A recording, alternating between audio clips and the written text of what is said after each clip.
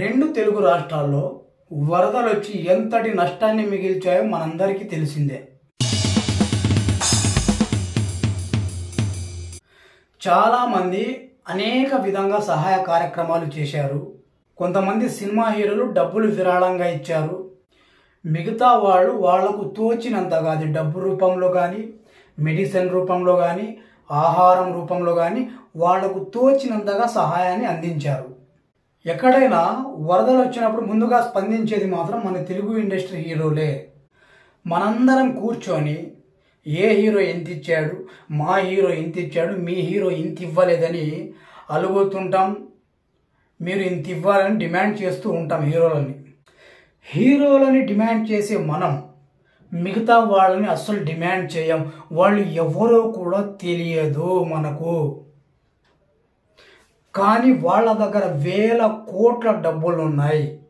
వాళ్ళు మాత్రం ఎప్పుడు ఎలాంటి ఎక్కడ ప్రకృతి విపత్తులకు ఒక్క రూపాయి ఇచ్చింది లేదు. దేశంలోనే 100 మంది సంపన్నుల జాబితాలో ఉండే 10 మంది వ్యక్తులు మన తెలుగు రాష్ట్రాల్లోనే ఉండరు. వారిని ఎవ్వరు డిమాండ్ చేయరు, వారిని ఎప్పుడు అడగరు. మాకు విరాళంగా ఇవ్వండి, అది ప్రభుత్వాలైనా ప్రజలైనా ఎవ్వరు అడగరు వాళ్ళని. ఒక్కొక్కరి నెట్వర్త్ 10,000 కోట్లకు పైనే ఉన్నాయి. వాళ్ళు మాత్రం ఎప్పుడు ఎక్కడ ఒక్కరికి ఒక్క రూపాయి సహాయం చేసింది లేదు. అందులో కొంతమంది పేర్లు చెప్తా. వీళ్ళు వరద బాధితుల కోసం ఒక్క రూపాయి కూడా ఇవ్వలేదు మన రెండు తెలుగు రాష్ట్రాలకు. మురళి దివి ఫ్యామిలీ, దివి ల్యాబ్స్, వీళ్ళు ఒక్క రూపాయి ఇవ్వలేదు. Pichi Reddy mega engineering company, PV Krishna Reddy mega engineering infrastructure company, Jupally Rameswara Rao my home industries, Ram Prasad Reddy Aurobindo pharma, Satish Reddy doctor Reddy's labs, వీళ్ళు ఎవ్వరు ఎప్పుడు ప్రకృతి విపత్తులకు ఒక్క రూపాయి అందించలేదు. కానీ మనం వీళ్ళని అడగము. కేవలం హీరోలు ఇచ్చారా? అరే, హీరోయిన్లు ఎందుకు ఇవ్వడం లేదు?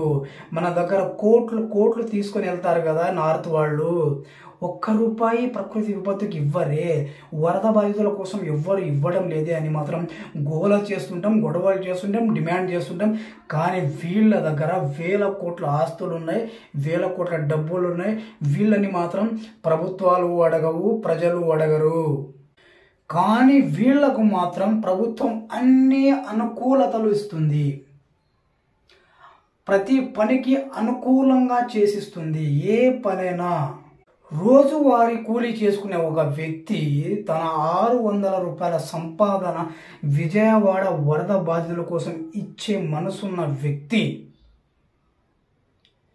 ఈ వేల కోట్లు ఉన్న మనుషులు మాత్రం ఒక్క రూపాయి ఇవ్వడం లేదు. ఒక కూలీ ఇస్తున్నాడు 600 రూపాయలు. ఆయన ఆ రోజు పనికి పోతేనే పూట గడిచే ఆయనే ఇస్తుంటే, వీళ్ళు కొన్ని వందల వేల కోట్లు ఉన్న వ్యక్తులు మాత్రం ప్రభుత్వాలకు కానీ ప్రజలకు కానీ ఎలాంటి సహాయాన్ని అందించడం లేదు. ప్రజల డబ్బుతో పైకొచ్చిన మీరు అదే ప్రజలు ఆపదలో ఉన్నారంటే ఆదుకోవడంలో విఫలమైన మిమ్మల్ని చూస్తుంటే చాలా బాధేస్తుంది. ఇప్పటికైనా కళ్ళు తెరిచి రెండు తెలుగు రాష్ట్రాల ప్రజలకు ఎంతో కొంత సహాయం చేయండి ప్లీజ్.